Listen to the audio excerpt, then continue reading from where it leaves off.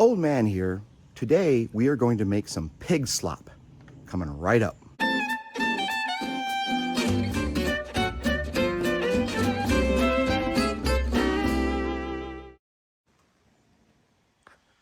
All right, we are going to make this concoction here that pigs absolutely love when you put it out on the ground around your feeder area or wherever you are going to hunt for hogs.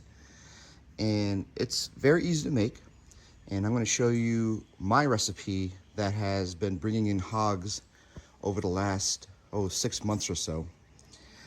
There's also a commercial product that you can purchase. It's called Pig Out, and that's it right there. I've heard a lot of good things about this.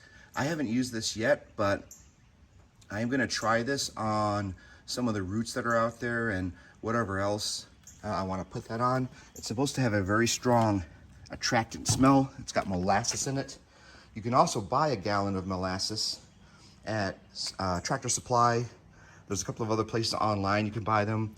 It's really thick, really has a sweet aroma to it, and you can pour that on the ground also. But this one, you get the maximum out of your money for the amount of material that you're going to put into the bucket. So there's a couple of things you're going to need. Number one, you're going to need a 40-pound bag or a 20-pound bag of deer feed, which is basically corn, deer corn. The cheapest 2 gallons of fruit punch that you can find at your local store. In this particular case, I'm using this Tampico brand. We get that at our food line here. It's $1.79 a gallon. It's actually more than 1 gallon. 1 gallon, 1 gallon and some change. Anyways, find the cheapest gallon mix of fruit punch that you can find. And then I've got some yeast. And then in this container here, this is actually grape Kool-Aid, but I had some yeast left over, so I mixed it with the grape Kool-Aid, so I didn't have to use 2 different spoons and everything. I just put it all in one. And that's all the ingredients you need to mix up some pig slop. So I'm going to do that right now and show you how to do that. Oh, and you'll also need a stirring stick. And I've got a couple of bamboo sticks over there that we're going to use. So let's start this off. First things first, you want to fill your bucket up with corn. And this is the corn that we have left over. And what I like to do is fill it up about halfway. Typically, out of a 40-pound bag, you can get 2 5-gallon buckets filled up. And that will suffice. At the time of this recording, a 40-pound bag of deer corn is about $8 or $9. These are $1.80 a piece, so that's $3.60. Then pennies on that, and then pennies on that. Let's say about $1 worth into each bucket. And so this is, we're using half a bag of corn, so that's about $4.50 plus the $3.60, which is what, $8.10, and then another $1, so about $9. So it's about $9 per bucket that we are putting out for pig slop. Next, what I like to do is add the fruit punch that I have here. I'm trying to do this one-handed here and just dump that right in there. There we go.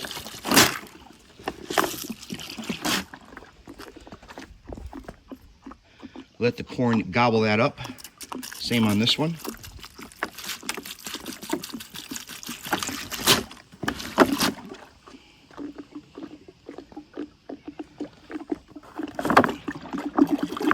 Sometimes I poke a hole in the top here so it allows the air to get through and it comes out a little quicker. But I don't have my knife with me, so we're just going to let this dump in like this.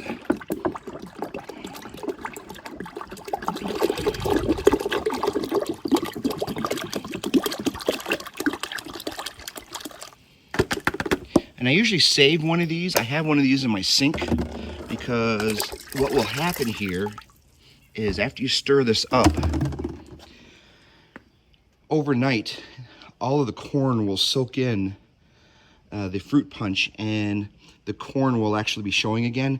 You want to try to keep an inch above the liquid above the corn. So once the corn soaks all it in, I usually just fill one of these up with water and then put it in there and then mix it up again. And then that keeps it saturated. But in the meantime, I've got my grape Kool-Aid and yeast concoction right here already. And all we're gonna do with this is put about a tablespoon in, maybe 2 tablespoons. I don't have my spoon with me, so I'm just gonna eye it. And it really doesn't matter with this. I mean, you can put 1 tablespoon in, but it's got yeast in it. So that's roughly 2, maybe 1, whatever. And then all you're gonna do here is stir it up. So.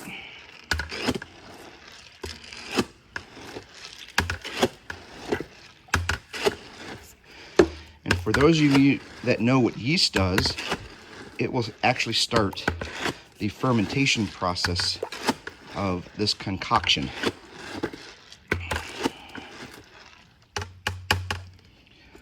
That's it with that. And then all we need to do now is come back in here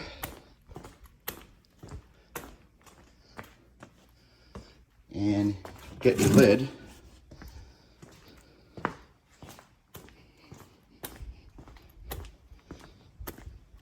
And put it on top.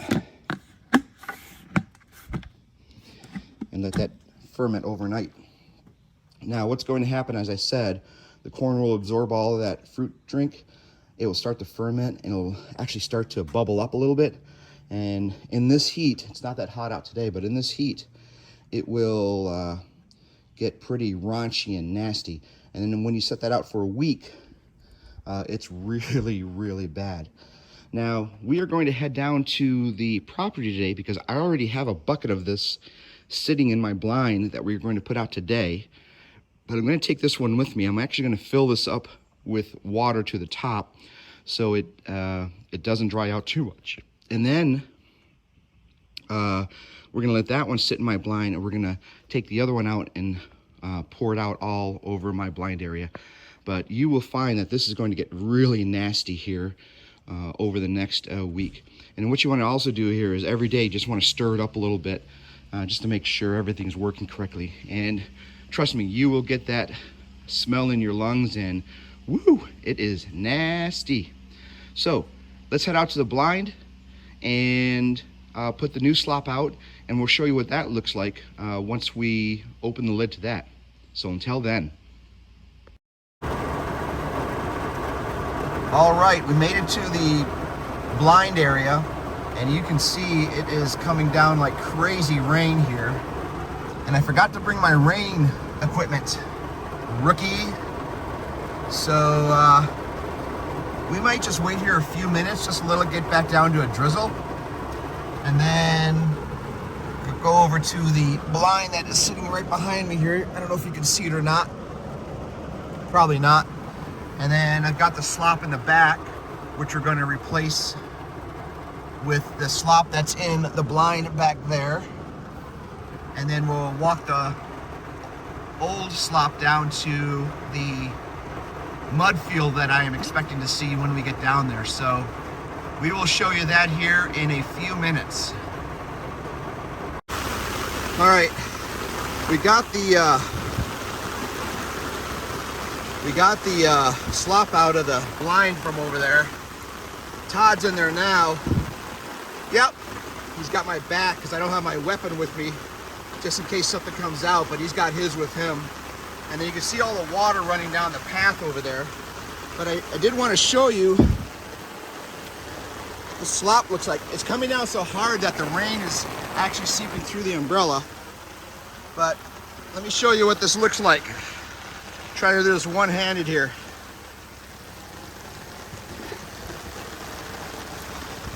That's what it looks like when it's fermented. Oh, and it smells, oh my God, it smells nasty. Woo! Gotta do what you gotta do. So I'm gonna walk down there. Hopefully I don't fall on my ass here.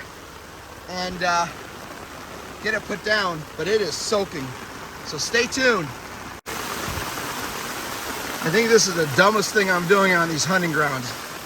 There's the path that's going straight down there. It's all water, and I gotta walk through it. We just weren't expecting this much rain to be out here today. The initial forecast said 30%, and by the time we were 3/4 of the way here, 50%. Now I'm sure it's 100% if I look at the weather forecast. But we're here, and that's what hunters do, man. They bear all elements. This is nuts. But I love it. I'm alive, man. All right, here we go. All right, so I just put the corn out. As you can see, there's my feeder, and it smells nasty. I'm sure a lot of the smell is gonna go away here because of all this rain. My feeder is soaked because that's a puddle over there where I came in at. But at least it's not freezing cold. It's just a lot of rain, and it's warm out. But yeah. So now we got one more feeder area to go to. We got to put some corn in, and I'm gonna trudge my way back up over there. Yeah, love it. Anyways,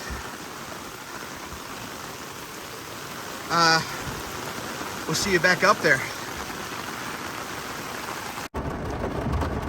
We made it to the other feeder and the blind area, and you can see the blind over there to the left.